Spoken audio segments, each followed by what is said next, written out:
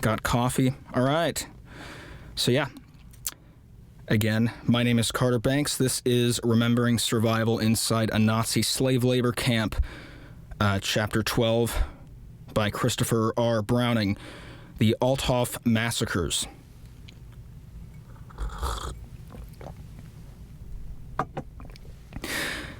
Although the complex of Strachowitza factory slave labor camps was in existence for a period of 21 months, October 27, 1942 to July 28, 1944, the vast majority of Jews who died there were murdered either by or at the behest of Willy Althoff in a 3-month period from early December 1942 to early March 1943.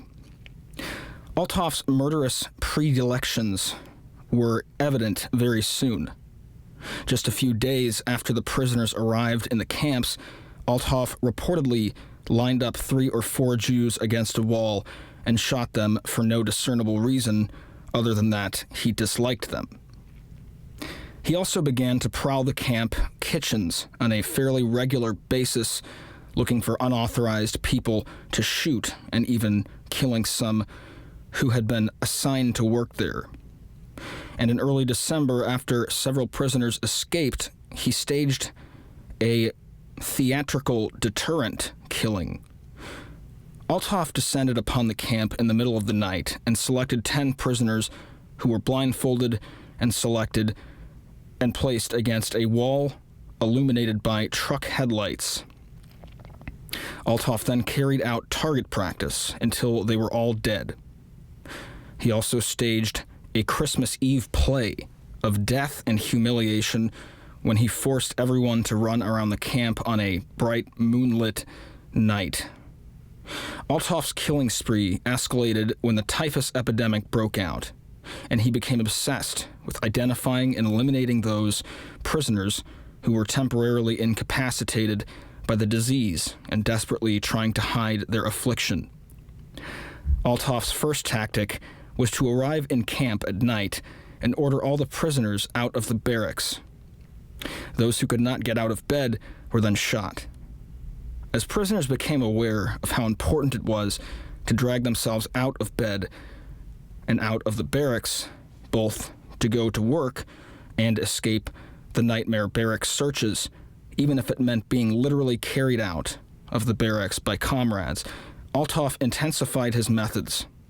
Strelnica had a natural obstacle, especially daunting for those dizzy from high fever: steps that separated the barracks of the upper camp from the assembly grounds on the lower camp.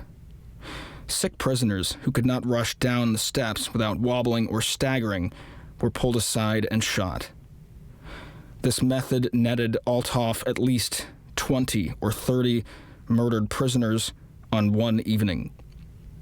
Another variation was to make the prisoners quickly walk a long, straight board or balance beam, which those dizzy from high fever could not do. On other occasions, both in Strelnica and Majowaka, Althoff made prisoners run in circles, what was clinically referred to as ronde manchan, or making the rounds, to sort out those who did not have the stamina to keep up. The murderous attrition of Althoff's frequent nighttime selections and killings was not sufficient to keep up with the rate at which prisoners fell sick with typhus.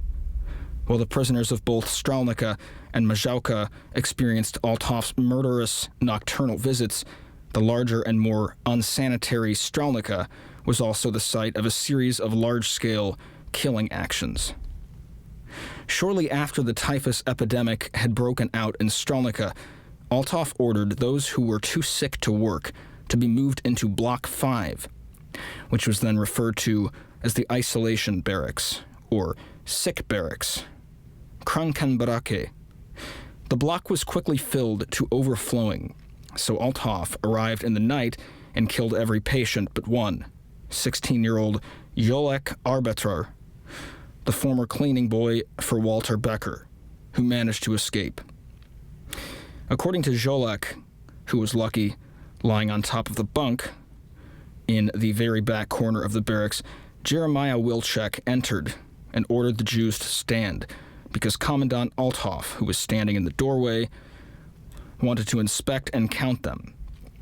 As those patients who could rise from their bunks staggered toward the doorway, Althoff opened fire on them with his submachine gun. Jolek managed to open the window at the back of the block, but saw an armed German standing guard there.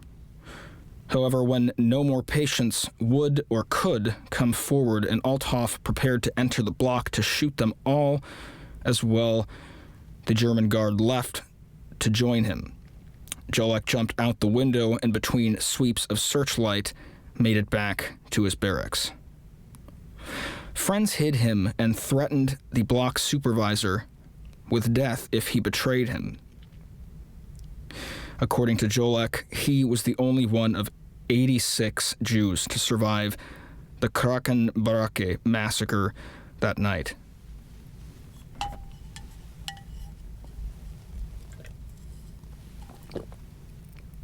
Following the massacre in Block 5, Althoff and 2 Ukrainian guards fetched some more typhus suspects and lined them up front to back to see how many could be killed with the fewest bullets.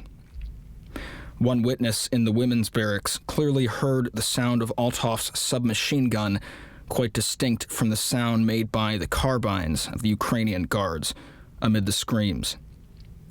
The women fled from their barracks windows and covered their ears.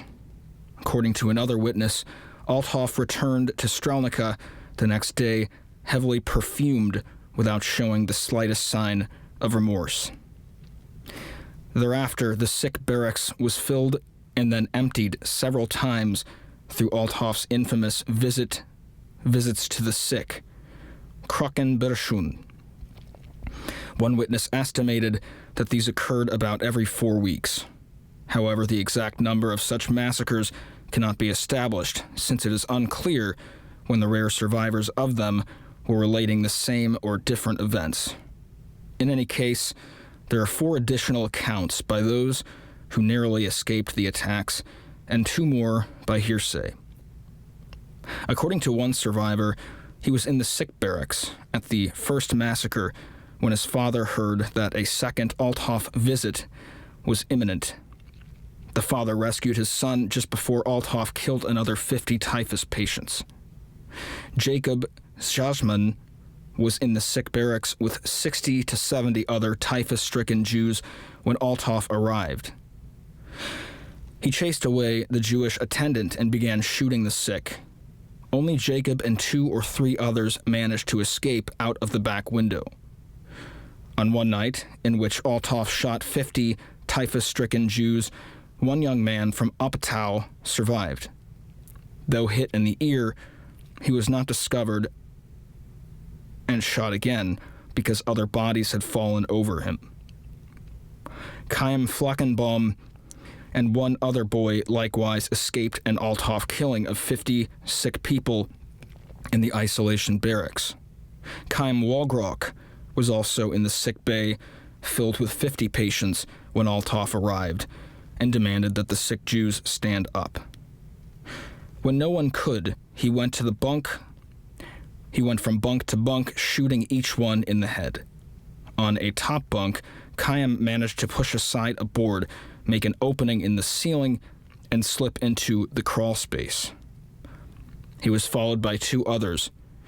Althoff shot randomly into the ceiling, wounding him in the arm, and on occasion Althoff ordered 50 Jews who were well on the way to recovery to report to convalescent barracks.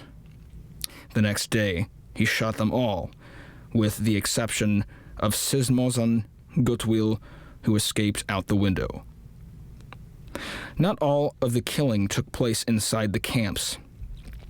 Strelnica backed up against the Bugaj forest, which offered convenient space and privacy for both killing and mass burial. More than once, prisoners from Strelnica were taken on trucks into the forest and killed in large numbers. As in the case of the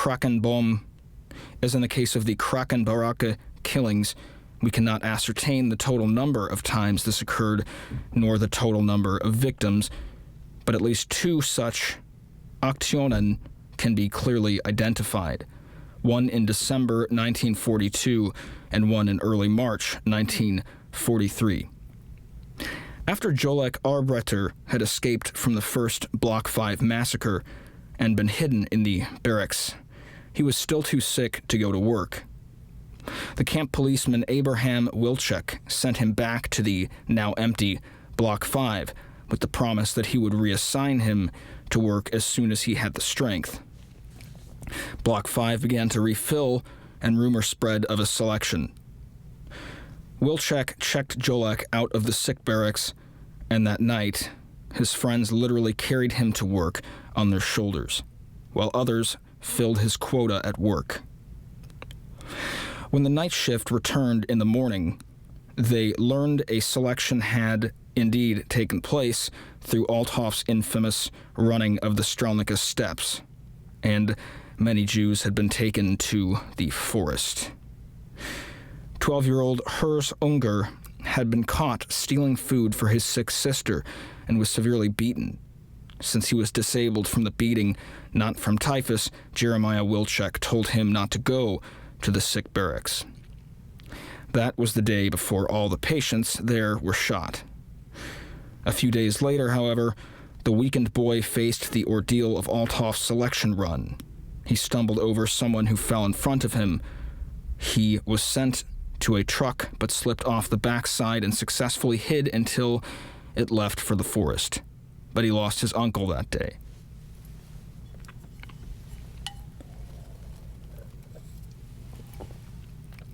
"14-year-old Abramek Nyman had become separated from his parents, remaining in the Strelnica camp utterly alone after they had been transferred to Mazowka.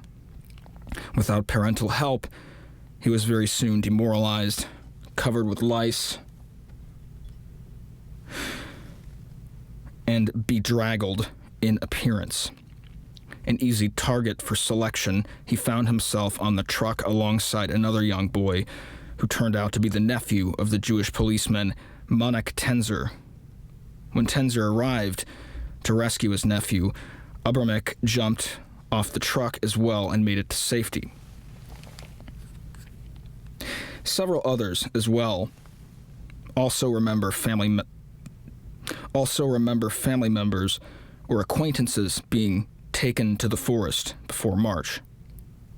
The climax of the Althoff terror occurred on March 3rd or 5th, 1943. One day, Althoff had demanded a workforce of 20 men who were sent into the forest with shovels. The work party came from Mazowka rather than Strelnica. 4 days later, in a daylight visit rather than the usual nighttime one, Althoff and Meyer and his Ukrainians arrived in camp with 2 trucks. According to 3 witnesses, Becker was also present. According to others, there was also a squad of gendarmerie led by Schmidt. In any case, it was a far larger group of Germans and guards than for other killing actions, so clearly an action of considerable proportions had been planned in advance. Both the presence of Becker, representing the SS, and parallel killings in other camps at this time indicate that this particular massacre was the product of an order from Berlin to reduce the number of work Jews in Poland, and not merely one of Althoff's lethal whims. Since few, if any, Jews still reported to the sick barracks, Althoff conducted a run to select his victims. Knowing their fate, some did not go quietly. One man leapt down from a truck and protested that he was still strong. Althoff shot him on the spot. Althoff also shot 2 teenage girls from Silowick near the trucks. At least several killings were done for amusement. During the run, some of the Ukrainian guards tormented an elderly cobbler, then shot him and dragged his body around by the feet, to much laughter. Chanka Lax served as Waszek's secretary and file clerk in Strelnica. In charge of listing the names of those selected for the trucks, she pleaded with a guard to release a friend. Instead, before her eyes, the guard shot the girl she was trying to save. The victim who was most clearly remembered and most often cited in the testimony about that day was the wife of Rabbi Rabinowitz. Recovering from typhus but still very weak, she could not keep up in the run and was sent to the trucks. One of her daughters approached Althoff and gave him a gold tobacco box that she had smuggled into the camp and saved for a desperate occasion such as this. She asked that her mother be spared. Althoff took the gift, but did not let the mother climb down. Instead, the daughter received a blow on the head for stepping out of line. Several other rescue attempts were more successful. When Rachela Sacher, who had smuggled in money wrapped up as a bottle stopper, was selected and taken to the trucks, her mother joined her. The father then went to his friend Shlomo Einesman.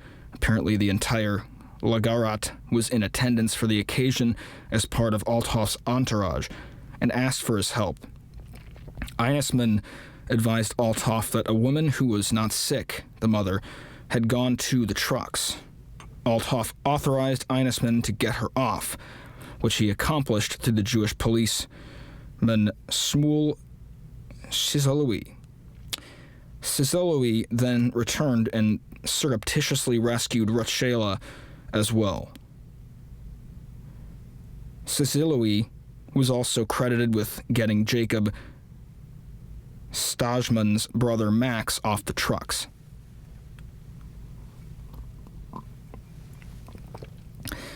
The trucks then drove out of the camp and into the Bugaj forest. The prisoners subsequently learned what happened from the sole escapee, a young man named Binstok. He was in the work group of 20 young men from the Majauka camp, sent 4 days earlier into the forest to dig a mass grave. At the burial site, Althoff and Meyer personally shot not only the 120 Jews selected for their weakness, but also the remaining 19 of the work party. Having nowhere else to go, Binstok joined a column of workers during a change of shift, re-entered camp, and told his story to a number of other prisoners. The horror of the Bugaj forest action was intensified by news relayed from the Polish workers at the factory who visited the mass gravesite. They described how, for days afterward, the ground above the mass grave still moved, and how hands and legs stuck out of the earth. Not knowing about the effects of bodies decomposing in shallow, inadequately covered graves, a phenomenon the German killers encountered repeatedly, the prisoners imagined the most terrible explanation: that many of the victims had been wounded and buried alive, and that they had struggled for days to work their way out. The fearful specter of being buried alive continued thereafter to haunt the scared and traumatized imaginations of the Strakowice prisoners. The Bugaj Forest Massacre was the last for the lethal team of Althoff and Meyer. On March 22, 1943, Meyer died of typhus, ironically, the very disease that he had been the pretext for murdering so many of his victims. Then, in a crucial turn of events, Althoff disappeared, and one of the German authorities appeared and announced a revolution in German policy. We have 3 different versions of this important moment. According to one witness, Leopold Schwertner arrived in Strelnica and promised that now the sick would no longer be killed. A second witness said that it was Becker and Waszek who came and announced, "You dogs have nothing to fear anymore, the sick will no longer be shot, and the camp will be closed until the epidemic is over." More food was also promised, according to a third and most frequently corroborated version the crucial announcement was made by Kurt Otto Baumgarten, one of the factory managers. According to one witness from Strelnica, Baumgarten made a beautiful speech when Althoff left. When he came into the camp, he said, "There will be no more shooting. If you work, you will be treated correctly, just no sabotage." According to another, an engineer from the factory, subsequently identified as Baumgarten, made a speech at Strelnica that Jews will no longer be shot, sick ones get medicine, but you must work. The witness continued, "We thought an angel had come. After this, things got a little easier." Yet another witness confirmed that Baumgarten had told the prisoners that things were not going to be the way they had been. If the name of the announcer of the policy change is in dispute, the change in policy itself is certain. Both the reason for this crucial change in policy and its timing are connected to another event, the arrival of the first transfer of Jewish prisoners from outside into the Strachowitz camps. The wanton killing of typhus-stricken Jews had apparently so decimated the workforce that replacements were needed. 120 Jews were sent from Kielce and 20 Jewish women from Bolzenschau, 35 miles southwest and 26 miles southeast of Strachowitz, respectively. According to one of 4 from Kielce who survived and provided post-war testimony, the Kielce contingent arrived sometime in March 1943, but after Althoff had already left. According to another, they were to replace workers who had died in the typhus epidemic. However, upon arrival in the lice-infested Strachowitz camps, the Kielce Jews immediately contracted typhus as well. Apparently having less immunity or resistance to typhus than native Wiersbennikers, 70 of the 120 died within the first month. The Bolzenschau contingent likewise arrived in the spring of 1943 after Althoff had left. They too found the Strachowitz camps completely infested with lice and quickly contracted typhus.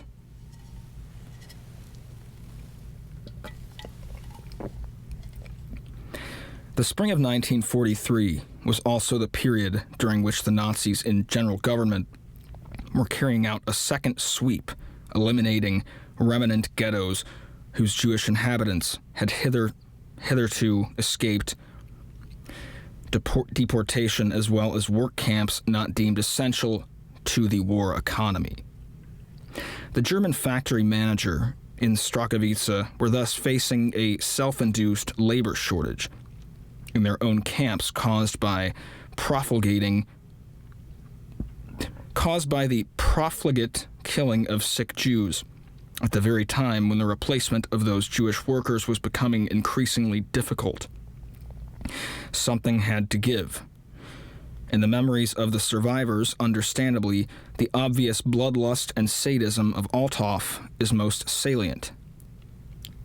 But it is difficult to escape the conclusion that this murderous rampage against the typhus-stricken occurred with the full sanction of Althoff's employer, the management of the Braunschweig Steelworks, because it coincided with their bottom line, economic calculations. Sick Jews could not work, and even if they recovered from typhus, they were weak and less productive for a long period of time. Yet management had to continue paying to the SS the fixed daily fee for each Jewish worker, whether or not he or she was productive. Killing sick Jews not only coincided with the ideological agenda of the SS, from whom they were renting their slave labor, but it also reduced the labor costs that management had to pay out. Once the labor shortage became more critical and the difficulty of replacing killing workers more evident, the economic calculations of the factory management changed. Murdered Jewish workers could not be replaced easily, but sick Jewish workers could eventually recover and return to productive labor. The economic rationale of killing typhus-stricken Jews no longer made sense, and Althoff, the instrument of that policy, was removed. The SS's ideological goal of total extermination, and hence of eliminating all use of Jewish labor as soon as possible, no longer coincided with the Strachowitz factory management's economic goal of exploiting and preserving irreplaceable Jewish labor for war production and company profit. This basic economic rationale was not lost upon the prisoners themselves. As one of them explained succinctly, in 1943, the Germans were very short of laborers and needed us to supply their army with weapons, so they treated us a little better than before. In the past, sick Jews were routinely murdered. Now many were allowed to recuperate and then sent back to work. The Althoff terror was over, and a new period of relative stability set in. Up to this point, the ability of the enslaved Jews to affect their own fate through activism and reciprocal aid was fairly limited. As we have seen, the Jewish prisoners nursed the sick through typhus and became increasingly adept at shielding them from the Althoff's assaults. Some prisoners hauled others out of the barracks during the inspections and supported them during the forced runs. Sick prisoners were carried to work by their family and comrades, and their quotas were filled by others doing their work.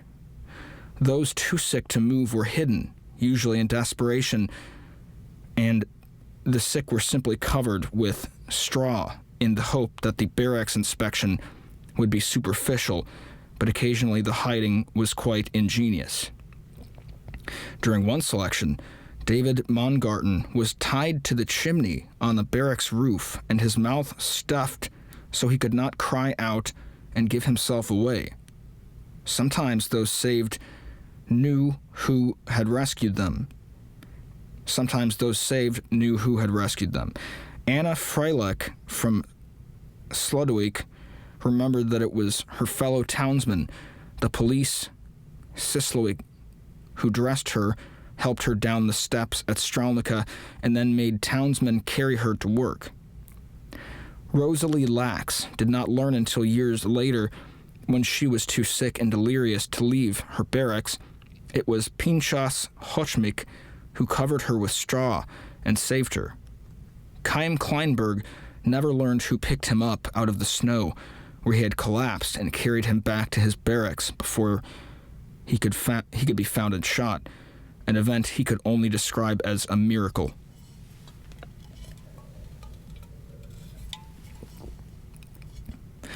With the German change of policy in March 1943, the Jewish strategy of survival through labor, seemingly so hopeless during the Althoff reign of terror, was viable once again.